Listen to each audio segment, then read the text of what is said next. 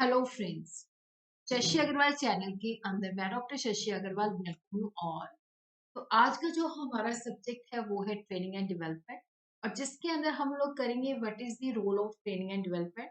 इसको इस तरह से भी कहा जा सकता है importance of training and development, significance of training and development, और we could say what are the applications of the training and development programmes.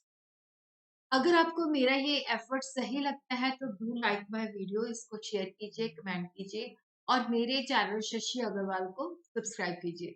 So this is my app, Edusum app, जिसको आप गूगल प्ले स्टोर से download कर सकते हो। ये जो app है commerce, economics and management students को काफी सारा फ्री स्टडी मटेरियल और काफी सारे फ्री मॉक टेस्ट प्रोवाइड करती है। उसी तरह ह्यूमन सोर्स मैनेजमेंट के काफी सारे customise and structure courses available हैं।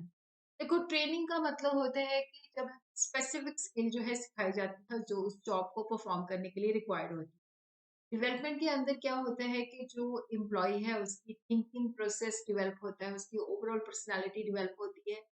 तो ट्रेनिंग और डेवलपमेंट प्रोग्राम जो होते हैं एम्प्लॉय को बहुत ज़्यादा बेनिफिशियल होते हैं। एम्प्लॉय इससे क्या होता है कि न्यू स्किल एक्वायर करते हैं जिनसे उनकी प्रोफेशनल नॉलेज इंक्रीज होती है और उनका कैरियर ग्राफ भी जो है वो मूव करता है।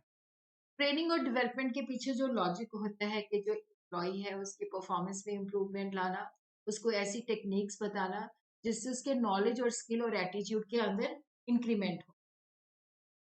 ट्रेनिंग और डेवलपमेंट जो है ये उसकी कंसेप्चुअल नॉलेज, उसकी जो कंसेप्चुअल नॉलेज, एनालिटिकल नॉलेज को इन्हांस करता है ताकि वो अपने गोल्स को अच्छी तरीके से अचीव कर सकता है, और उसी तरह उसकी कैपेसिटी को भी इन्हांस करता है।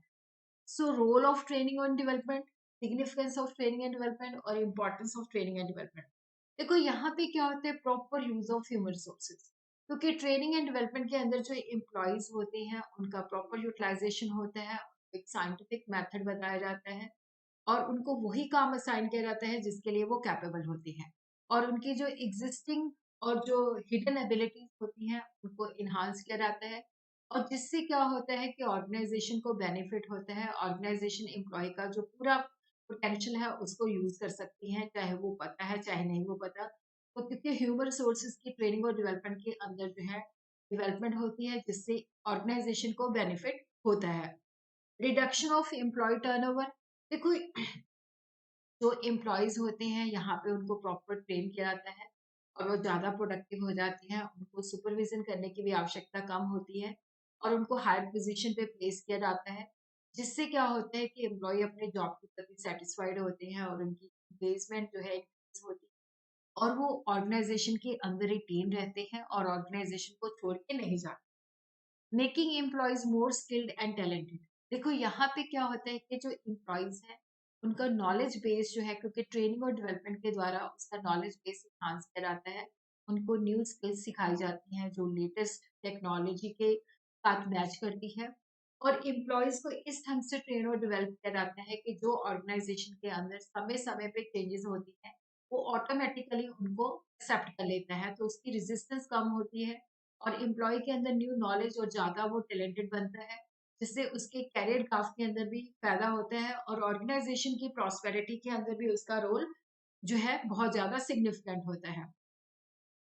जब एम्प्लॉयज को ट्रेनिंग दी जाती है तो उससे क्या होता है कि ऑर्गेनाइजेशन के अंदर हेल्दी वर्क एनवायरनमेंट क्रिएट होता है, जिससे टीम स्पिरिट इंक्रीज होती है, लोगों के आपस में कॉर्डियल रिलेशन होते हैं, और वहाँ पे जो वर्क प्लेस है वहाँ पे एक बहुत ही लर्निंग का वर्क एनवायरनमेंट क्रिएट हो जाता है। तो it helps in building amicable and positive work place. Making employees self aware. देखो यहाँ पे क्या होता है कि एम्प्लॉय को जब समय समय पे ट्रेनिंग और डेवलपमेंट दी जाती है तो उससे क्या होता है कि वर्कर के पास फ्रीडम आ जाती है, वो अपनी नॉलेज और एबिलिटी को इन्हांस कर सकता है, अपग्रेड कर सकता है। और ये जो ट्रेनिंग और डेवलपमेंट प्रोग्राम्स होते हैं एम्प्लॉयज को हेल्प करते हैं उनकी प्रोफेशनल डेवलपमेंट के अंदर, जिसके बेसिस में उनकी अर्निंग के अंदर भी इजाफा होता है, क्योंकि उनको ऑर्गेनाइजेशन के अंदर जो चैलेंजेस होते हैं, जो चैलेंजिंग जॉब होती है उसके लिए प्लेस किया जाता है। इन्हांसिंग दी प्रोडक्टिविटी, क्योंकि देखो यहाँ पे वो हिट और ट्रायल मेथड से नहीं लर्न करते, उनको बेटर टेक्निक्स सिखाई जाती है, अप्रोप्रिएट टेक्निक्स सिखाई जाती है, उनकी टेक्नोलॉजी जो अपग्रेड की जाती है उनको उस हिसाब से सिखाया जाता है, जिससे क्या होता है कि वेस्टेज कम होती है, डिफेक्टिव चीज़ें नहीं होती, उनकी एफिशिएंसी और इफेक्टिवनेस जो है इंक्रीज होती है और वो पहले से बेटर तरीके से काम कर सकते हैं। उसी तरह जो ट्रेन्ड एम्प्लॉइज़ होते हैं, उनको हर चीज़ को ज़्यादा सुपरवाइज़ करने की आवश्यकता नहीं होती, तो यहाँ पे माइक्रो मैनेजमेंट की छोटी-छोटी डिटेल जो है, सुपीरियर देखता है, वो कम हो जाती है। और उसी तरह जब एम्प्लॉइज़ को ट्रेन एंड डेवलप किया जाता है, उनकी जो प्रोफिशिएंसी है, एफिशिएंसी है, न्यू स्किल्स सिखाई जाती है, तो जिससे वो फ्यूचर के अंदर जो हायर पोज़ीशंस होती हैं, उसके लिए वो रेडी हो जाते हैं। इसी तरह टीम स्पिरिट जो है उसको भी बूस्ट किया जाता है क्योंकि यहाँ पे जो ट्रेनिंग होती है इंडिविजुअल भी होती है, ग्रुप ट्रेनिंग भी होती है और जो ट्रेनिंग प्रोसेस होता है कंटिन्यूस होता है, नेवर एंडिंग प्रोसेस होता है। तो जिससे क्या होता है कि जब वो ग्रुप के अंदर ट्रेनिंग लेता है तो वहाँ पे वो अपने ग्रुप के साथ जुड़ जाता है, दूसरे के साथ उसको पता चलता है कि टीम का फ़ायदा क्या है और उससे उसके जो ऑर्गेनाइज़ेशन के गोल्स हैं अचीव हो सकते हैं, तो उनकी कोलैबोरेशन की स्पिरिट इंक्रीज़ हो जाती है। और उसी तरह एक ऑर्गेनाइजेशन के अंदर एक एडवांस लर्निंग कल्चर जो है एस्टैब्लिश हो जाता है। तो यहाँ पे एम्प्लॉइज़ को पता है कि अगर हम नई चीज़ें सीखेंगे तो हम ग्रो कर सकते हैं।